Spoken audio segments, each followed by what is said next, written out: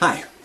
Now we're going to give you a little bit of helpful tutoring on the miscellaneous forms packet and just how you can put that packet to best use for some other things that you may want assistance with or have need of from the Chaplain Tithes and Offering Fund or the Fund Office. Miscellaneous forms packet is another collection of essentially digital forms that don't have to do with making purchases necessarily.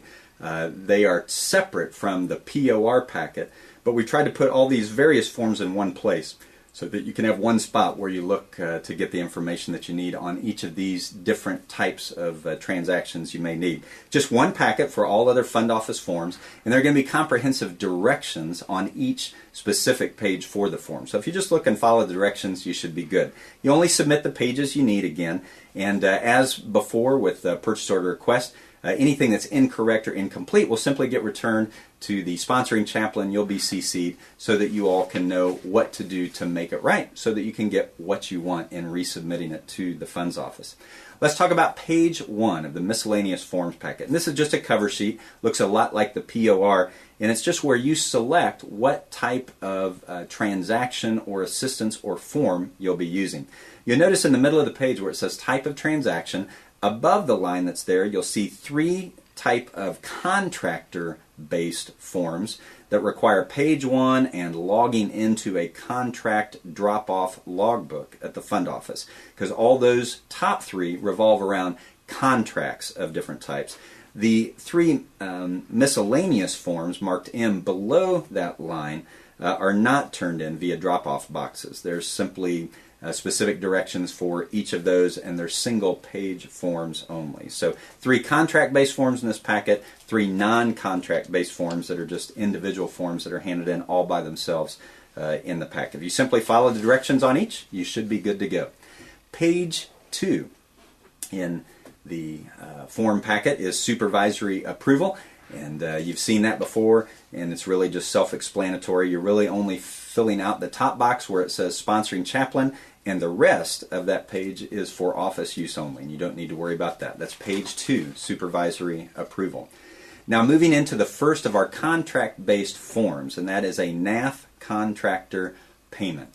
If you have or are wanting to request a NAF contractor payment, meaning you have an organist, a pianist, somebody that is performing a service and already has a NAF contract in place. NAF meaning non-appropriated fund, the CTOF, a NAF contract in place. This is the form you fill out to request payment, or in many instances they will fill it out requesting payment for their services rendered.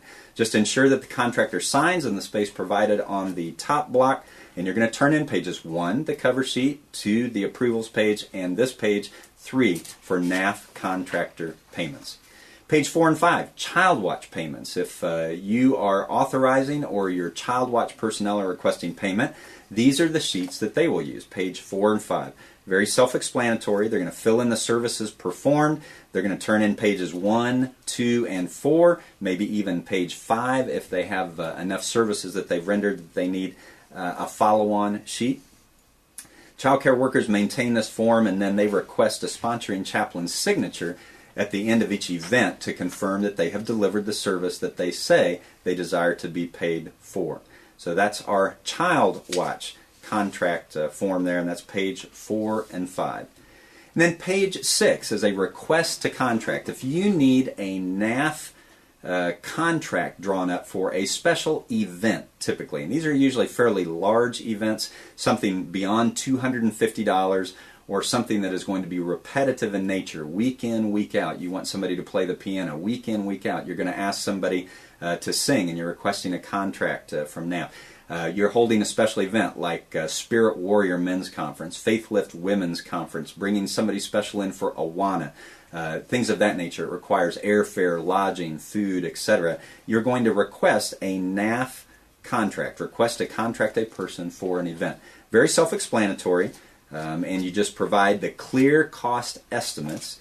We ask that you try and arrange, if at all possible, for that person to make payment of everything in advance. And then we're simply reimbursing that person via this approved NAF contract. The contract has to be in place first before any approval is given to that person to go ahead and make arrangements, say, for their lodging or airfare or food or anything like that.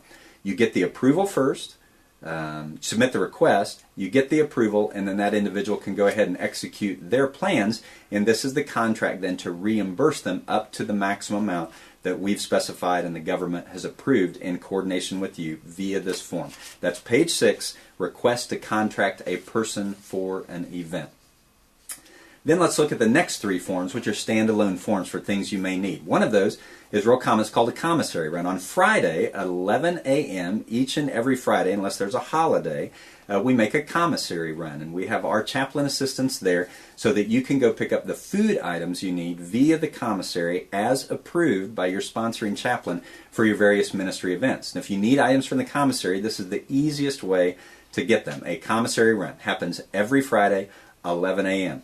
Just notice that if you need a time other than Friday to make a commissary purchase, for some reason you can't make Friday and it needs to be a special time arranged, that's treated just like a normal POR. So you would put a normal POR in minimum 2 weeks out, ideally 3 weeks out, stating what date you're going to need to make that purchase and what items are going to be purchased, and it will be processed via a normal POR process. However, if you can just swing in on Friday prior to your event at 11 a.m. and pick up your items with the approved commissary run form here, then you're good to go. It's all you need to use, and it's the easiest way to do it. Reminder, you must have the chaplain's signature on this page, and you must bring this form with you that denotes, generally speaking, the items that you're going to utilize. So be as specific as you can and put those items on there. Have your sponsoring chaplain sign, and then be ready to check out at 11 a.m. As soon as the line dwindles down and the last person goes through at 11 a.m., the chaplain assistants will stop the process, write one combined check to the commissary, and then they are on their way. Once they write that check, they can't reopen the line for you. So please be aware that checkout begins at 11 a.m. and as soon as that line reaches the end, it closes. So we encourage you to be there and be ready at 11 a.m. If you choose not to do that and come slightly after 11 a.m. hoping that you can get in late, you may be able to, but if that line has gone down and they've written that check as the last person's gone through, then there will be no opportunity for you on that day. You'll have to wait till the next Friday. So just be mindful of that. Great tool, the commissary run. Page 8, designated offering. If you're wanting to request a designated offering for your particular ministry and you want to give to another organization via your ministry, you can do that. It's called a designated offering. Again, needs the sponsoring chaplain's signature, and then it comes to the garrison chaplain. By regulation, the garrison chaplain has to approve all designated offerings. So garrison chaplain's office will then sign that designated offering request, done at least 2 weeks out from when you wish to have that designated offering. And then the garrison will email that request to the fund office and will CC the sponsoring chaplain and will CC the requester. Then all you need to do is maintain a copy of that approved designated offering request, bring it to your event on that day, and coordinate with the chaplain assistant to remind them that this is a designated offering and give them a copy of the DO form to be put in the offering collection bag. Again, all those instructions are there for you on the sheet. You follow the instructions for the designated offering, page 8, you should be just fine. And then page 9, Operation Helping Hand. And this is primarily for unit ministry teams, but it is a program we have to help those once or twice a year maximum who maybe are having difficulty financially and have tried other means via AER loans and ACS assistance. The one thing that we can do in the chaplain fund to help is to give them a voucher to the commissary for a certain amount of money as approved by the CPBAC. And that money can be given to them again once or at most twice a year to help them get some groceries there at the installation's commissary. And that's called Operation Helping Hand. And usually this form is only used by chaplains and chaplain assistants in their units.